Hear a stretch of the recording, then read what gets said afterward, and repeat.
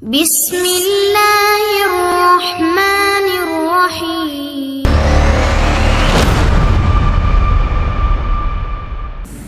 Imam Tirmidzi namanya adalah Abu Isa Muhammad ibn Isa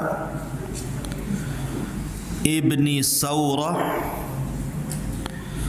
As-Sulami At-Tirmidzi. Abu Isa kunyahnya namanya Muhammad ibn Isa ibn Saurah As-Sulami At-Tirmidzi.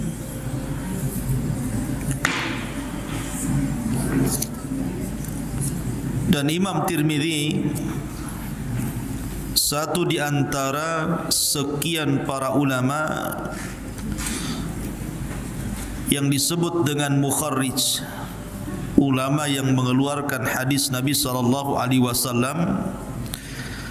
yang kemudian dibukukan dan bukunya menjadi masdar, sumber dari sumber-sumber hadis Nabi SAW yang jadi rujukan kita kaum muslimin sampai hari ini, bahkan sampai kiamat dibangkitkan. Lah, Imam Tirmidzi hidup di masa kurun yang sangat mulia. Jadi beliau Imam Tirmidzi itu hidup di masa kurun yang sangat mulia, yang disabdakan Nabi SAW, khairun nasi qarni, thumma alladhina yalunahum, thumma alladhina yalunahum. Sebaik-baik generasi adalah generasiku, kata Rasul, dan sahabatku. Kemudian yang setelahnya para tabi'in, kemudian setelahnya para tabi'ut tabi'in. Lah, Abu Isa Imam Tirmidzi atau Muhammad ibn Isa ini hidup di permulaan abad ketiga, di masa tabi'in. Artinya masa keemasan, masa di mana para ulama masih banyak yang hidup dari ulama-ulama besar Islam. Karena Imam Tirmidzi lahir pada tahun 209 dan wafat pada tahun 279. Lahir pada tahun 209 dan wafat pada tahun 279, dan hidup di masa Daulah Abbasiyah. Adapun kenapa disebut Imam Tirmidzi padahal namanya Muhammad ibn Isa atau kunyahnya Abu Isa. Tirmidzi itu nisbah kepada sebuah kota namanya Tirmidz. Ada kota namanya Tirmidz sebelah selatan Iran, di mana masuk pada daerah kalau sekarang disebut dengan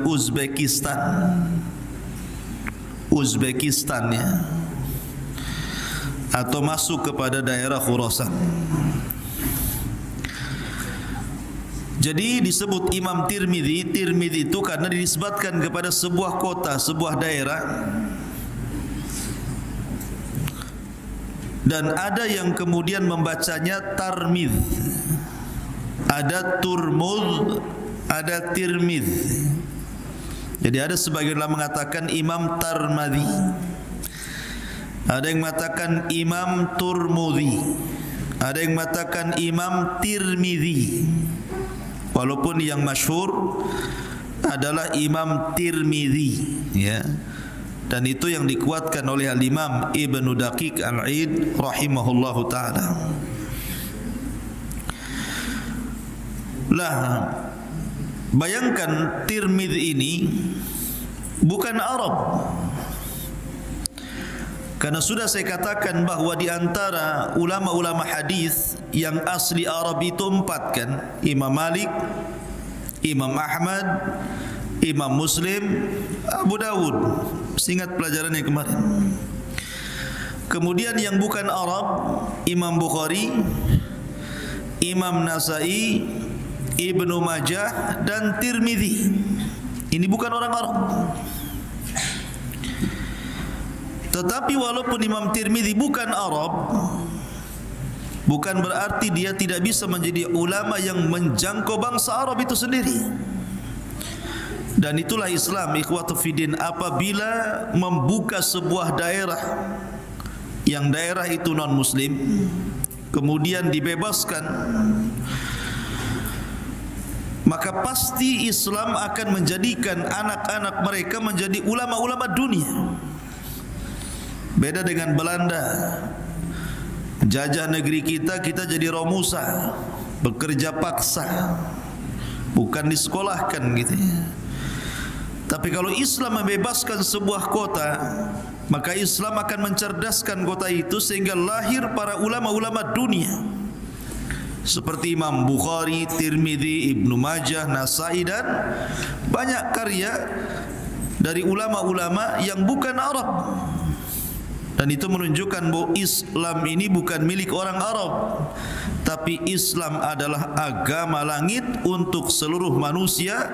Wa ma arsalnaka illa rahmatan lil alamin. Ma'asyiral muslimin, santri ikhwan dan akhwat yang dimuliakan Allah Subhanahu wa taala. La Imam Tirmidzi ini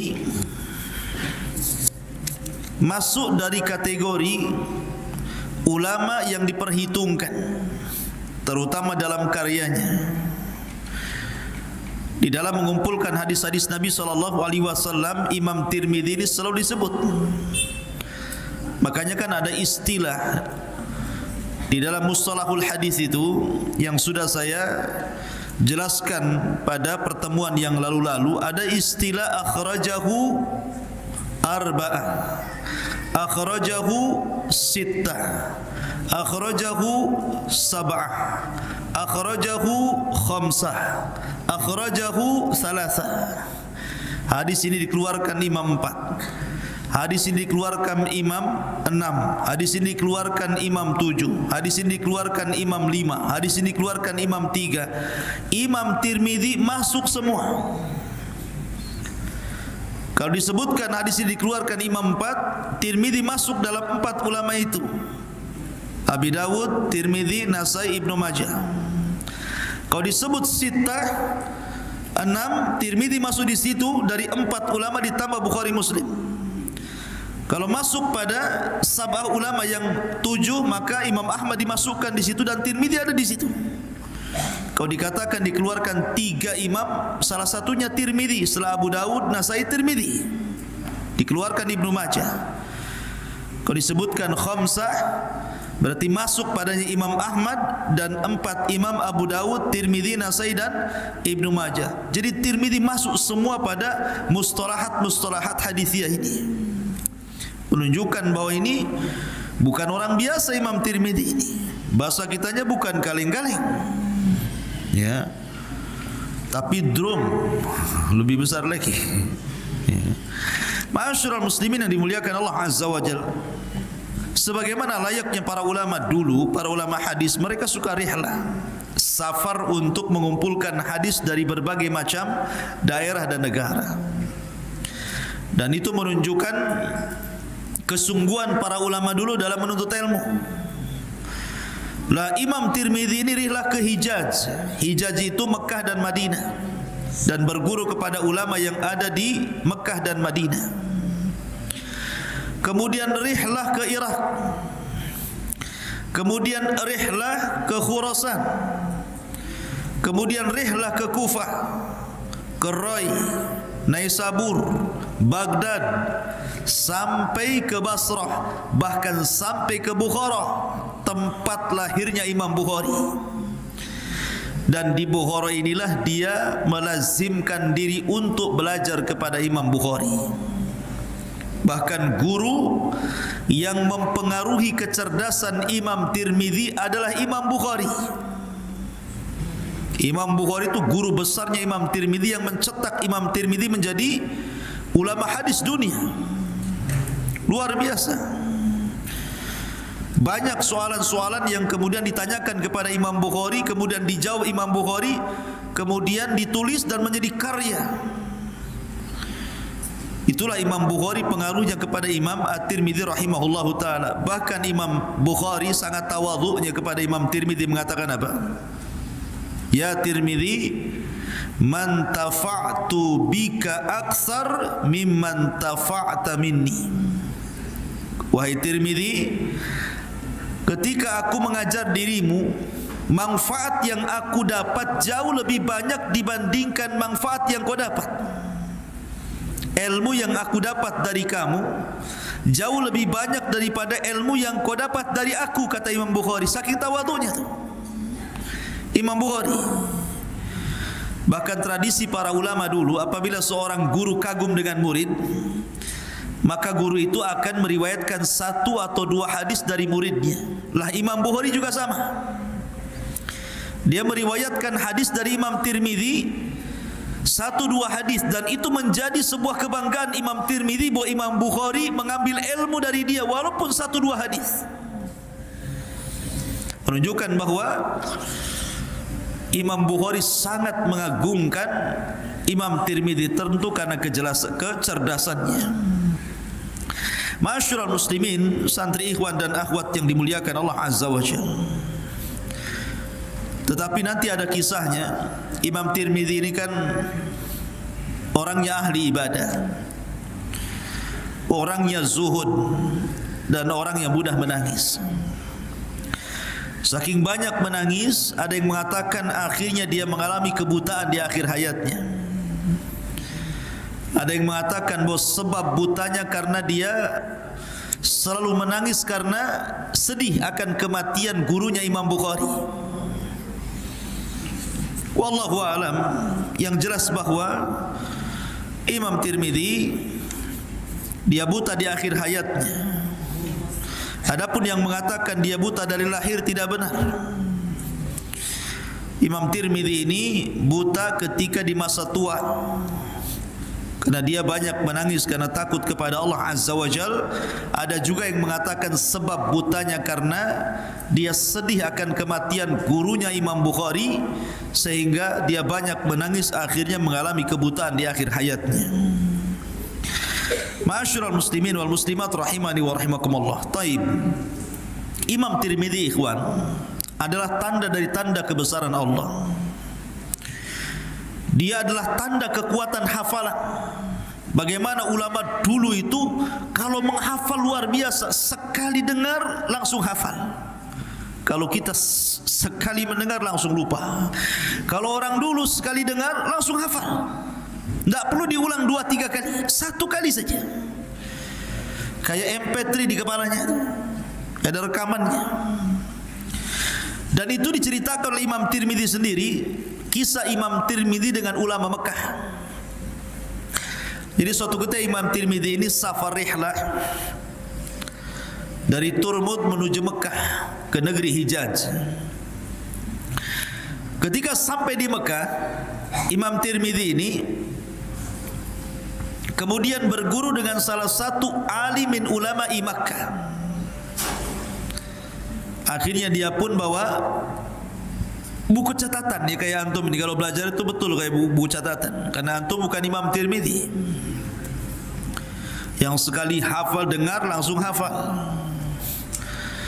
Jadi catat Imam Tirmidzi itu mencatat hadis dengan matan dan sanadnya. Kalau syekhnya mengucapkan haddatsana fulan qala haddatsana fulan qala Rasulullah, dicatat 1, 2, 3 hadis sampai berlembar-lembar. Kemudian dia pulang. Ya.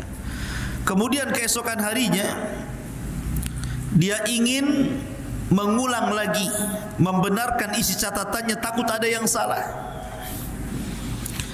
Karena terburu-buru, salah pula dia mengambil catatan. Harusnya dia mengambil catatan yang sudah ditulis dari gurunya kemarin, malah mengambil catatan buku kosong yang enggak ada catatannya. Berangkat dia enggak tahu kalau bukunya itu kosong. Ya. Ketika sampai di majelis ilmu di depan syekhnya itu, kemudian, dan ini tradisi para ulama, ird namanya, memberitahukan betul enggak catatan ini. Ketika sampai di majelis itu, tahu catatannya kosong, malu Imam Tirmidzi. Ditutupnya dia seperti ini. Kemudian syekhnya mengatakan, ada apa kau kemari? Kata Imam Tirmidzi, aku ingin membenarkan catatanku kemarin, takut ada yang salah. Kemudian gurunya membacakan hadis-hadis yang sudah diajarkan kemarin. Imam Tirmidzi hanya bisa nunduk saja, pura-pura melihat catatan seperti ini. Rupanya Allah takdirkan gurunya tahu bahwa itu buku enggak ada catatannya. Marah gurunya, kau tidak malu dengan aku? Aku sudah mengajarkan kamu, kau tidak mengejek diriku ya? Kata Imam Tirmidzi, aku lupa ya Syekh, karena terburu-buru harusnya aku membawa catatan yang berisi catatan ilmu darimu, tetapi karena terburu-buru membawa catatan kosong. Tetapi kata Imam Tirmidzi, ya Syekh, semua yang aku catat ilmu dari kamu, semua hadis-hadis dan riwayat itu aku hafal semua. Kemudian Syekh mengatakan, kalau begitu buktikan kalau kau hafal. Akhirnya dia baca satu persatu hadis Nabi SAW dengan sanadnya, dan tidak ada yang salah satu huruf pun. Syekh ini enggak yakin dengan Imam Tirmidzi ini dan mengatakan, aku tidak yakin dengan kamu. Mungkin kamu sengaja sebelum datang ke sini kau semalam sudah ngapal dulu. Kau datang kemari kau setoran hafalan, katanya. Kata Imam Tirmidzi, tidak. Aku belum menghafal, aku hanya mencatat tulisan kamu kemarin ya Syekh, dan aku langsung ingat.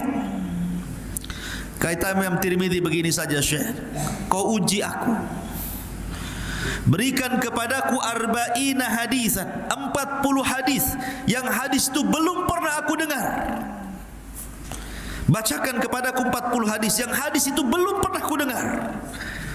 Akhirnya Syekh membacakan 40 hadis dengan matan dan sanadnya, dan hadis itu belum pernah didengar Imam Tirmidzi. Selesai membaca 40 hadis, Imam Tirmidzi mengulangnya kembali tanpa ada satu huruf pun yang salah. Bayangkan ya. Kata syekhnya, demi Allah aku tidak melihat orang semisalmu dalam kekuatan hafalan. Antum hafal Arba'in Nawawi berapa hari? Arba'in Nawawi itu sambil nongkrong lah di bawah kasur itu ya, enggak hafal-hafal. Ini sekali dengar 40 hadis loh, hari itu dibacakan, hari itu pula dia hafal. Tuh orang dulu, kenapa kekuatan hafalannya luar biasa coba? Karena di dalam pemikiran mereka itu tidak ada lain kecuali karena cinta dengan ilmu. Karena di zaman itu belum ada handphone, sibuk main handphone ya. Di zaman itu belum ada mainan, belum ada hal-hal yang melalaikan, memang ibadah saja. Sehingga wajar kalau Allah berikan kekuatan hafalan yang luar biasa. Itulah ulama dulu, cintakan dengan ilmu dengan rihlah. Kalau sekarang ni cinta ilmu satu sisi, cinta futsal, cinta sepak bola, cinta olahraga yang lainnya. Jadi 50-50, kadang belajar, kadang main futsal. Cinta mancing, tahu mancing? Mancing, kayak orang melamun mancing itu. Apa yang dilamunkan coba? Ikan tak dapat, diam saja. Coba bagus bawa Quran ya sambil mancing, kan mantap tuh. Satu kali mancing 1 juz, berarti 30 mancing 30 juz. Enggak ada dapat ikan, mampir ke pasar kan gitu. Beli di pasar. Ma'asyiral muslimin yang dimuliakan Allah Azza wa Jalla. Taib. Itu bukti kekuatan hafalan Imam At-Tirmidzi atau Tirmidzi rahimahullahu taala. Kemudian juga Imam Tirmidzi, ikhwan yang dimuliakan Allah Azza wa Jalla, selain memang orangnya zuhud, suka menangis, wara dan begitu seterusnya, Imam Tirmidzi ini memang dilebihkan oleh Allah Subhanahu wa taala bukan hanya kekuatan hafalan, tapi kecerdasan. Bayangkan dia rangkum dalam kitab sunannya itu semua madzhabul arba, fikih mazhab 4. Dia gabungkan itu. Ketika dia belajar di Kufah untuk mendapatkan pengetahuan tentang mazhab Ashabur Ra'i atau mazhab Abu Hanifah, dia cari murid-muridnya Abu Hanifah. Belajarlah kepada Ibnu Abi Layla dan kepada murid-murid Imam Abi Hanifah yang lainnya atau murid dari murid-murid Abu Hanifah, dan memperdalam mazhab Hanafi. Kemudian dia berangkat ke Hijaz, ke Mekah dan Madinah. Maka dia berusaha untuk mendalami fikihnya Imam Malik. Belajarlah kepada Ishaq ibn Musa al-Ansari, muridnya Imam Malik. Ishaq ibn Musa al-Ansari, muridnya Imam Malik, maka dia perdalam mazhab Maliki. Kemudian dia juga belajar mazhab Syafi'i, baik fatwa Imam Syafi'i yang lama ataupun fatwa Imam Syafi'i yang baru. Dalam istilah mereka ada qaulul qadim, ada qaulul jadid. Maka belajarlah dari Al-Hasan Az-Za'farani. Al-Hasan Az-Za'farani pendapat Imam Syafi'i yang lama. Kemudian belajar kepada Rabi ibn Sulaiman, madhab Syafi'i yang baru. Karena madhab Baghdad beda dengan madhab Mesir. Ketika Imam Syafi'i di Baghdad, itu fatwanya beda. Ketika dia rihlah kemudian menetap di Mesir, 99% fatwanya diganti. Makanya ada istilah qaul qadim, ada qaul jadid Imam Syafi'i itu. Kemudian dia dalami juga madhabnya Ahmad bin Hanbal, Ishaq ibn Rahawai, Sufyan al-Thawri, sehingga betul-betul Imam Tirmidzi menguasai madhab para ulama. Disitulah Allah berikan kecerdasan fikihnya Imam Tirmidzi. Bukan hanya sekedar mengumpulkan hadis, tetapi dia gabungkan antara hadis dan fikih.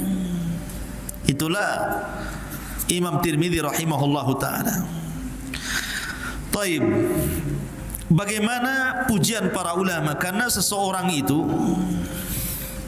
dianggap memiliki keutamaan kalau dipuji banyak orang.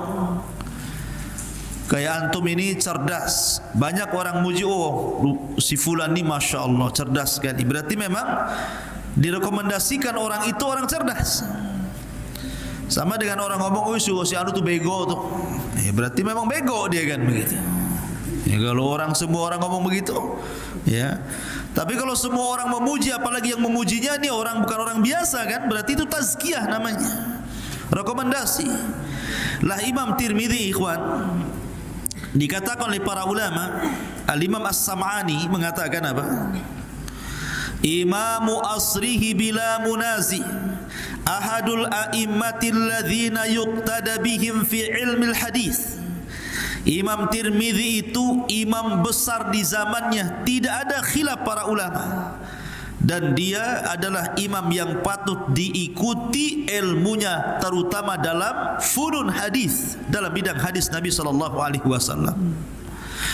Kemudian juga Al-Imam Al-Hakim, ma'ruf Imam Hakim yang ngarang kitab Mustadrak itu. Imam rawahu Hakim, kita sering mendengar. Imam Hakim mengatakan, samitu Umar ibn Allaq, aku mendengar Umar bin Allaq berkata, matal Bukhari falam yatruk li Khurasani mithla Abi Isa fil ilmi wal hifdi wal wara'i waz zuhdi. Subhanallah. Katanya Imam Hakim, ketika Imam Bukhari meninggal di Khurasan, maka tidak ada yang bisa menggantikan posisi Imam Bukhari kecuali Imam Tirmidzi, baik pada pengetahuannya, baik pada hafalannya, baik pada waraknya, baik pada zuhudnya. Oh, luar biasa. Jadi Imam Bukhari itu digeser ketika meninggal, posisinya diambil oleh Imam Tirmidzi. Itu menurut Al-Hakim dalam perkataannya Sahibul Mustadrak. Dan lihat perkataan Imam Ibnu Katsir yang mengatakan, ahadu a'immati hada sya'ni fi zamani. Dia adalah satu di antara para ulama yang memiliki pengetahuan dalam bidangnya. Bahkan Imam Ibnu Katsir mengatakan, kana Tirmidzi imaman hafizan lahu tasanif hasanah Minhal Jami' al-Kabir wa huwa ahsanul kutub. Imam Tirmidzi itu adalah seorang imam, seorang hafid, pemilik karya yang baik. Di antaranya adalah Jami' al-Kabir, dan itulah sebaik-baiknya kitab yang dikarang beliau. Taib. Sekarang siapa guru-gurunya? Siapa guru-guru Al-Imam At-Tirmidzi dan siapa muridnya? Ma'asyiral muslimin, ikhwan akhwat yang dimuliakan Allah Azza wa Jalla. Saya katakan tadi bahwa Imam Tirmidzi ini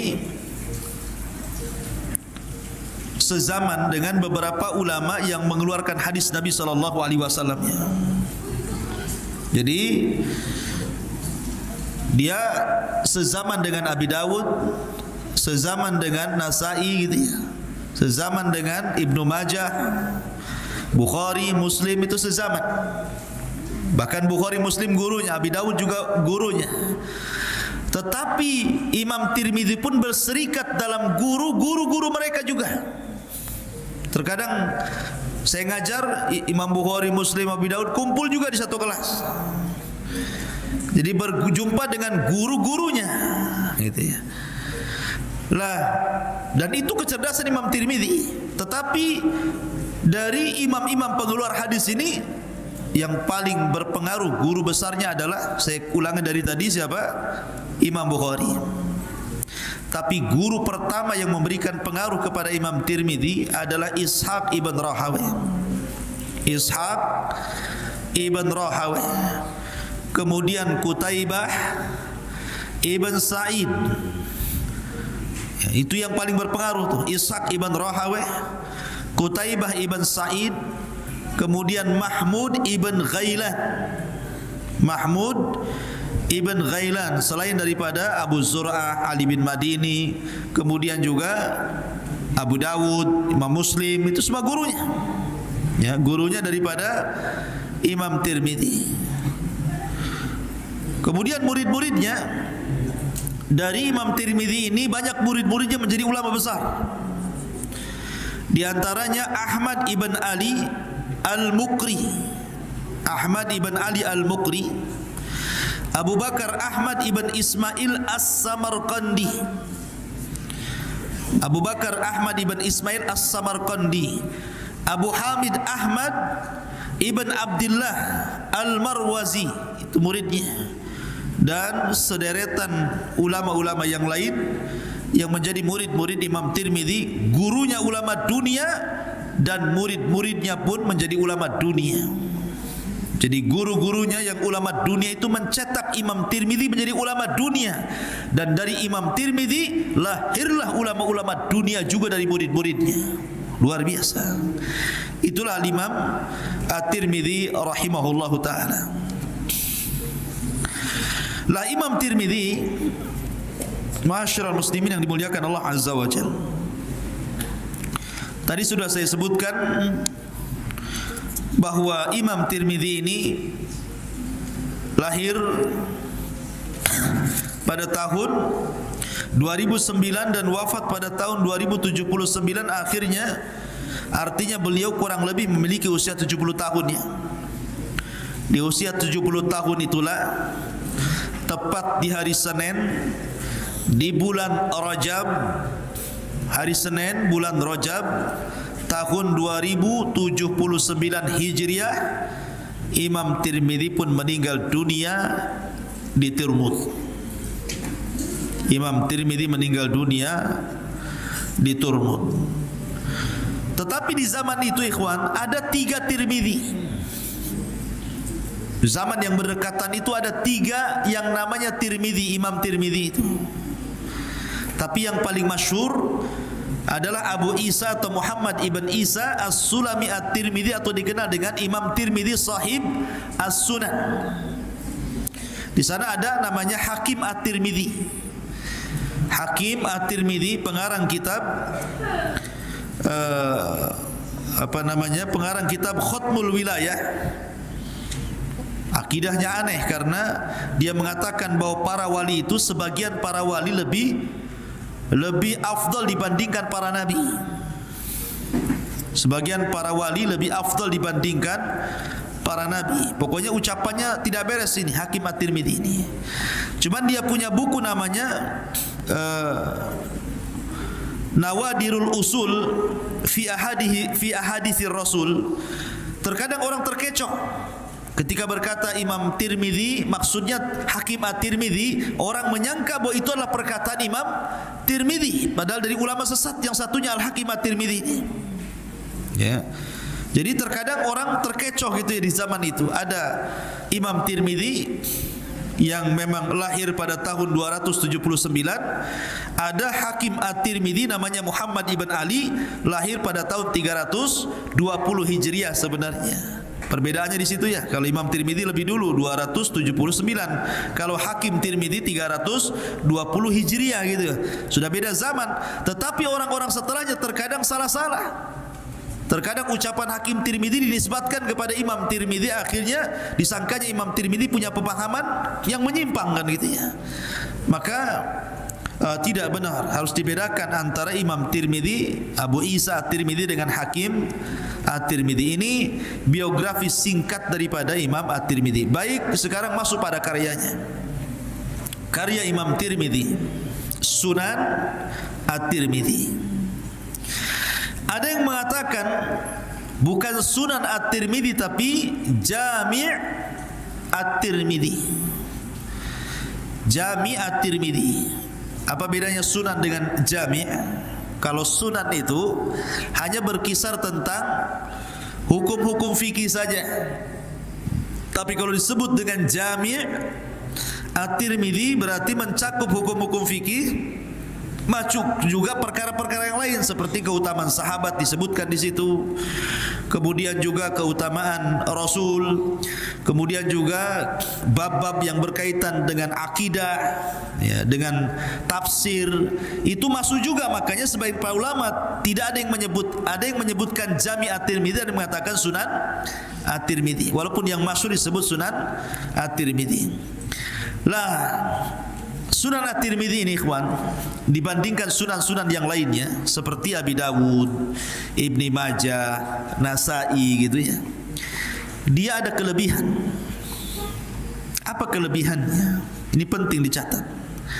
Satu, kalau antum membaca kitab Sunan At-Tirmidzi pasti antum banyak ilmu nanti yang didapat. Nanti kalau antum sudah banyak pengetahuan tentang bahasa Arab, usul, ilmu-ilmu dasar, kemudian antum ingin belajar hadis, membaca kitab Tirmidzi apalagi dengan syarahnya gitu ya, itu nanti antum akan dapati beberapa ilmu dari bukunya Sunan At-Tirmidzi. Pertama, Imam Tirmidzi memang mengumpulkan hadis Nabi. Jadi diletakkan hadis-hadis Nabi SAW dalam buku itu.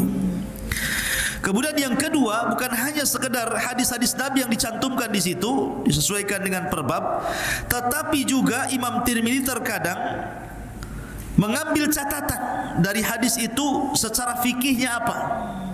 Jadi istinbat hukum dalam fikihnya itu juga dicantumkan dengan terkadang menukilkan beberapa perkataan sahabat, tabi'in dan tabi'ut tabi'in. Jadi kalau kita baca hadis langsung paham nih intisari hadis ini apa fikihnya gitu ya. Dia mengikuti thariqah Bukhari. Kemudian yang ketiga, Imam Tirmidzi juga dalam kitabnya beliau mencantumkan al-jarh wa ta'dil. Al-jarh wa ta'dil itu artinya bicara tentang seorang rawi ini lemah atau rawi ini sahih, fulan thiqah atau fulan dhaif gitu ya, dijelaskan. Ya. Kemudian yang keempat, juga Imam Tirmidzi terkadang menjelaskan rawi-rawi yang mubham. Jadi orang ini enggak jelas siapa namanya, maka dijelaskan, oh si fulan ini namanya. Makanya kemudian juga yang keberapa itu, yang keenam ya. Dalam kitabnya juga di sini dicantumkan asma wal kunyah. Jadi kalau sahabat Rasul ini pamannya namanya Abu Bakar, an Abi Bakar As-Siddiq radhiyallahu an. Siapa Abu Bakar? Abdullah ibn Utsman, dijelaskan namanya. Kunyahnya dijelaskan, namanya dijelaskan. Atau kadang-kadang namanya dijelaskan baru kunyahnya dijelaskan. Seperti contohnya Abu Musa Al-Asy'ari radhiyallahu an, dijelaskan Abu Musa itu namanya Abdullah ibn Qais namanya, dijelaskan. Ya. Kemudian juga dijelaskan sahabat yang berjumpa dengan Rasul dan sahabat yang tidak berjumpa dengan Rasul. Dijelaskan juga. Kalau dia menyebutkan sebuah riwayat, maka dia jelaskan, oh ini dia berjumpa dengan Nabi. Nah, ini tidak berjumpa dengan Nabi. Disebutkan orang-orang yang berjumpa dengan Nabi dan orang-orang yang tidak berjumpa dengan Nabi. Termasuk juga disebutkan padanya, saya katakan tadi, bukan hanya sekedar hadis Rasul, tapi juga ada perkataan tabi'in, perkataan sahabat gitu kan, seperti mu'alaknya Bukhari, tetapi beda karena Imam Tirmidzi menyebutkan sanadnya, tapi Imam Bukhari tidak. Kalau mu'alaknya itu, ya. Kemudian juga terkadang Imam Tirmidzi menyebutkan ilal hadisnya. Oh, hadis ini ma'lul, hadis ini berpenyakit, ada masalah, dibicarakan ulama, dijelaskan. Ya. Termasuk Imam Tirmidzi ini banyak mempopulerkan bahasa atau istilah dalam hadisnya itu hadisun hasanun sahihun. Kalau baca hadis kan, siapa yang hafal Arba'in Nawawi itu mesti nanti ada hadis hasan sahih, hadis hasanun sahih. Apa sih maksudnya hasan sahih di sini? Ya. Ada yang mengatakan maksudnya hasan itu baik secara isnad, sahih secara matan. Matan itu redaksi, maksudnya isi hadisnya. Adapun sanad itu orang-orang yang sampai ke hadis itu. Ada yang mengatakan hasan secara isnad, sahih secara matan. Ada juga yang mengatakan bahwa hasan secara makna, sahih secara isnad. Ya. Ada juga yang mengatakan hasan menurut bi'tibar ini dan sahih menurut dengan i'tibar yang lain. Ulama yang mengatakan, ada yang mengatakan ulama ini hasan, ada yang mengatakan ulama sahih. Makanya saya katakan hasan sahih gitu ya. Ada juga yang mengatakan yang dimaksud hasan di sini hasan li dzati dan yang dimaksud sahih adalah sahih li ghairi. Itu istilah yang disebutkan Imam Tirmidzi biasanya ketika menghukumi sebuah hadis, ada sering mempopulerkan walaupun sebelumnya sudah ada yang mengatakan hadis hasan sahih, tetapi Imam Tirmidzi lah yang sangat berpengaruh ketika mempopulerkan istilah hasan sahih ini. Intinya bahwa ikhwatu fillah muliakan Allah Azza wa Jal, karena karya Imam Tirmidzi ini luar biasa, makanya kemudian banyak para ulama itu yang mensyarah kitab beliau Imam Tirmidzi rahimahullahu taala. Di antaranya kalau kita melihat syarahnya beliau yang dikarang oleh banyak para ulama, seperti Aridhatul Ahwadhi. Aridhatul Ahwadhi itu syarahnya Sunan Tirmidzi yang ngarang Ibnul Arabi Al-Maliki. Antum tulis di antara syarah Sunan Tirmidzi Aridhatul Ahwadhi karya Ibnul Arabi Al-Maliki. Ada juga Tuhfatul Ahwadhi, dan ini yang paling bagus nih. Syarah yang paling bagus kepada Sunan Tirmidzi itu Tuhfatul Ahwadhi namanya. Yang mengarang Al-Mubarak, ini Al-Mubarak Furi. Ya. Kemudian juga ada namanya An-Nafhu Asy-Syudi. An-Nafhu Asy-Syudi Libni Sayyidin Nas. Kemudian juga ada juga syarahnya Ibnu Hajar Al-Asqalani, tapi tidak selesai. Tapi banyaknya para ulama-ulama kondang mensyarah kitab Sunan Tirmidzi, menunjukkan memang berkahnya Sunan Tirmidzi ini, terutama bagi para ulama fuqaha. Terutama bagi para ulama fuqaha, ahli-ahli fikih itu, ketika mereka membaca kitab Imam Tirmidzi itu luar biasa bagi mereka faedah-faedah yang dicantumkan Imam Tirmidzi dalam karya besarnya Sunan At-Tirmidzi rahimahullahu taala.